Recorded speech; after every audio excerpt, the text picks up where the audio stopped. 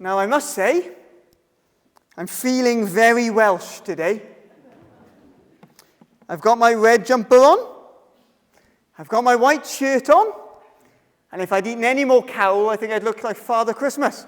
So it's just as well that I still look Welsh rather than Christmassy. But there's an interesting form of subculture in Wales. And in Wales, we've got a peculiar thing. Arguably, it is the most peculiar thing in all of Wales. In Wales, we've got Welsh mums. And Welsh mums are a peculiar breed of people. Many of you will know why. The thing about Welsh mums is that they seem absolutely and utterly and completely obsessed with pointless information. I don't know what it is about Welsh mums, but they absolutely love to know what no one cares about.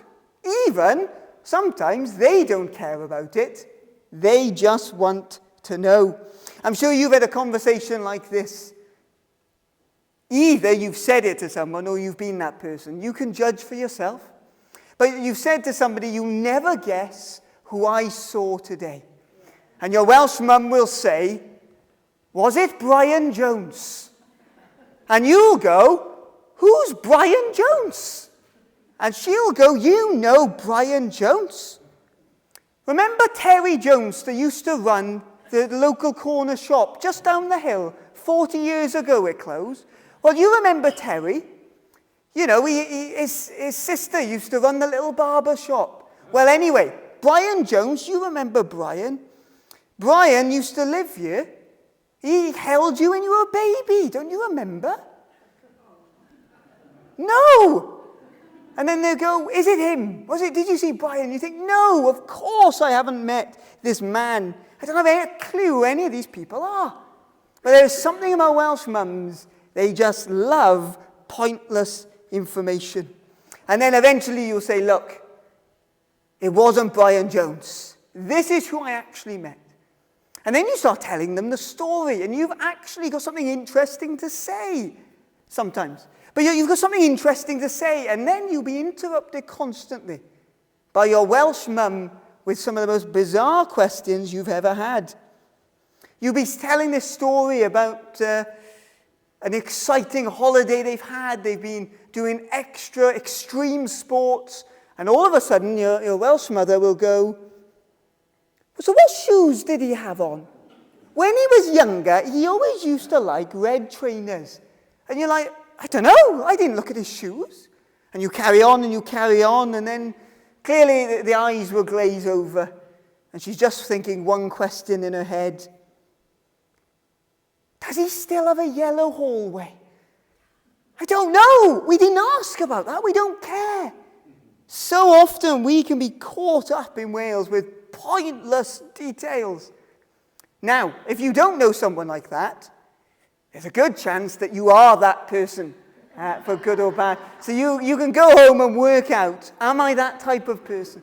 There's something about being Welsh where we love to know everything about everyone, even when it doesn't matter. Now, I haven't got a PhD in theology, but I can tell for certain that none of the Bible was written by a Welsh mum. I'm pretty certain about that. And the reason I say that is because all of the words in the Bible are important. They matter. It's not written there for no reason. It matters. Psalm 107 and verse 9 says, "For he satisfies the longing soul, and the hungry soul he fills with good things." Just in a few minutes I want to talk about something called hiraeth. It's a brilliant and beautiful Welsh word. Now, I'm not a Welsh speaker, as you've probably guessed by my pronunciation of the word hiraeth. So I Googled, what does hiraeth mean? And Google is always useful, isn't it? This is what Google said. This is the translation that Google told me. Hiraeth is a Welsh word with no direct translation. Brilliant. That's really helpful, isn't it? Maybe it's because, maybe there's no English translation because nobody has ever left England and wanted to go back. I'm a little bit naughty there, aren't I? I'm going to get told off by quite a few of you here. Yeah, I'm sure we can type it up. So some of you are hoping I say a few Welsh words because it's part of the quiz as well. There is this word that means longing. If we can translate it, it means to represent a deep, wistful longing, a yearning or nostalgia for home, for a person, for a time, or for something that is lost and gone, or maybe something that never existed in the first place. It is a profound, soulful mixture of homesickness, grief, and sadness. Hiraeth is a painful and deep yearning for something that you want to grasp and lay hold of. Somebody said that Hiraeth it's hard to translate, but it's even harder to feel. And the reality is we don't really use that as a Welsh word very often. Those of us that are poor Welshmen or people that have moved into Wales, we don't use many Welsh words. But even though we don't use the Welsh word, we feel this longing. We lack this.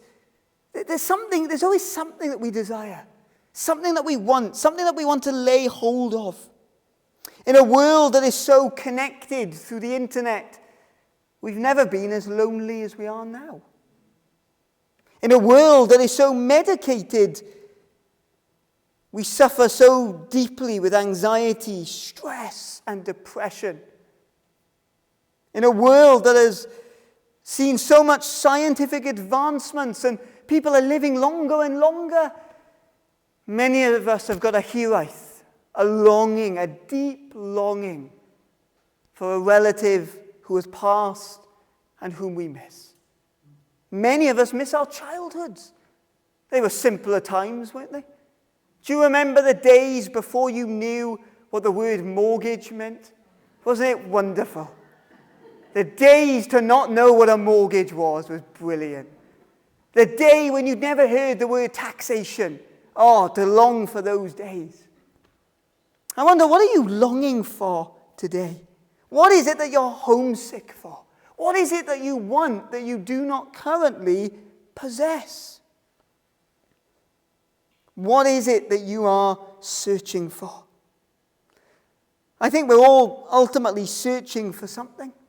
We're all struggling with something.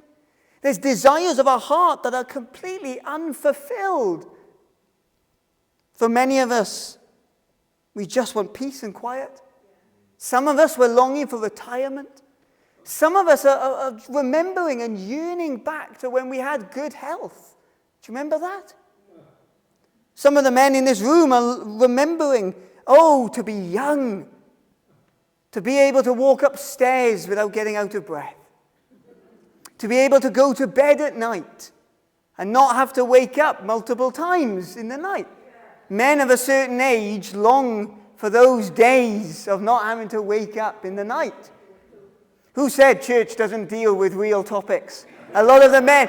I heard a few amens from some of the older men in the church. But what are you longing for? What is it that you want more than anything else? What is it that your heart desires and you just, however close you seem to get, you just can't get it? Success. I'm looking around the room. I don't know if I can see much success in the room. But success, achievement, fulfillment, we're constantly wanting something.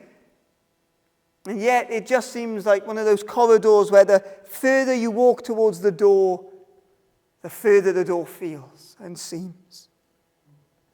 And we're all trying to fill this Hiraeth, this longing, this pain that we have. We're all trying to deal with it somehow. And it's a bit like potholes, really, isn't it?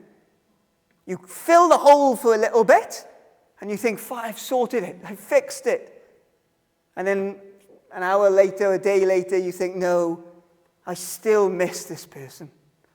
I still want more than what my life is now. I'm still not where I want to be. I still don't have the relationships that I'm looking for or searching for. And all of these things we can try to shove in to fill the void.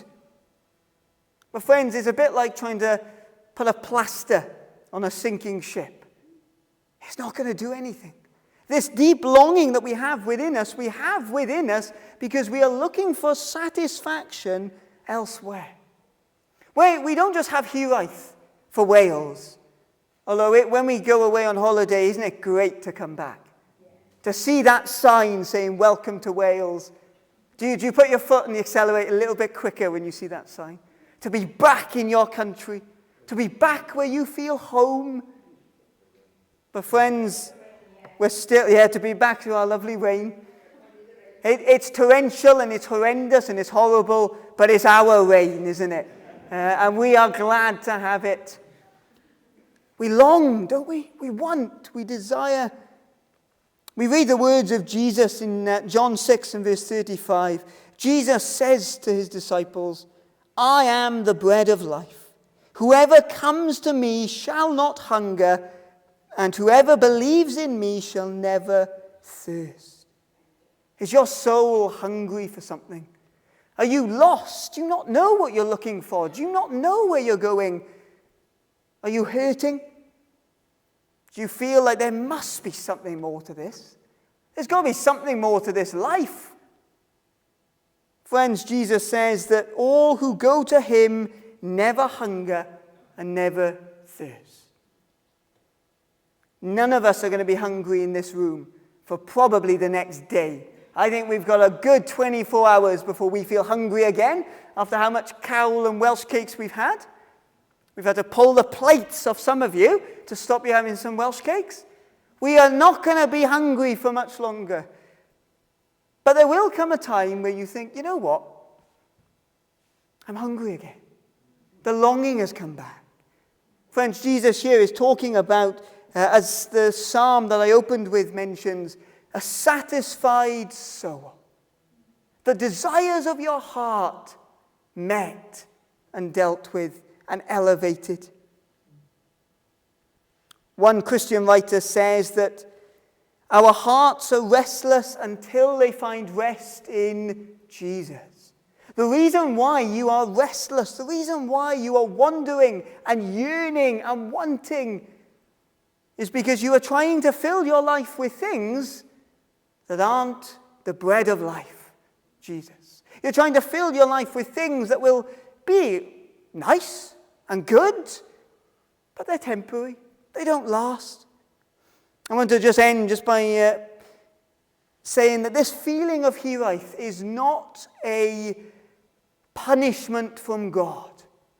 The pain that you feel over certain aspects and elements of your life, it is not a punishment. Friends, it is an invitation.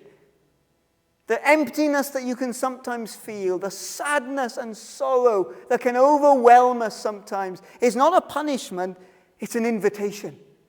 Because in Jesus there is life. And Jesus calls us to himself. He said, come to me. Come to me, all who are weary and heavy laden, and I will give you rest. Isn't that what we want? We're tired. Friends, I don't know about you, I'm tired this evening. I'm physically tired, I'm mentally tired, I'm exhausted bodily. But are you exhausted of longing? Are you tired of looking and searching and running after things to make your life the fullest and the best, only to be disappointed and let down? Friends, you are longing for something that only the God who made you can fulfill and satisfy. Only by accepting who Jesus is, the man, the God, the Savior, can you find true peace in your life. By accepting who Jesus is, you can come to him and lay your longings and your burdens and your sorrows at his feet and say, Lord, might I never hunger, might I never thirst, because my soul is fully and completely satisfied by knowing who my God is. Nothing else can satisfy you. Being Welsh is brilliant. If you're English, moving to Wales and living here, that's brilliant as well, isn't it? But there is something far greater. There is something that you have. You have a spiritual hiraeth, a spiritual longing.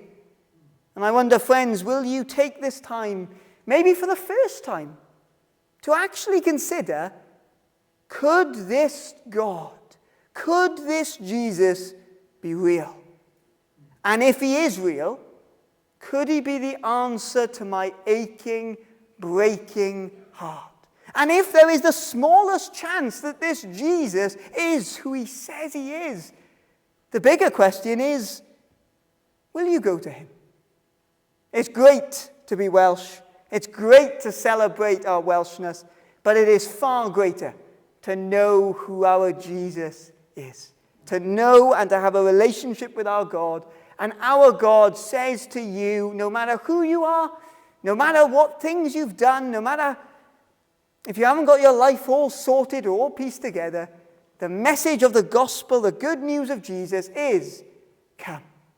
Come to Jesus and have your longings satisfied by him who is greater than anything that we can ever ask or think or imagine.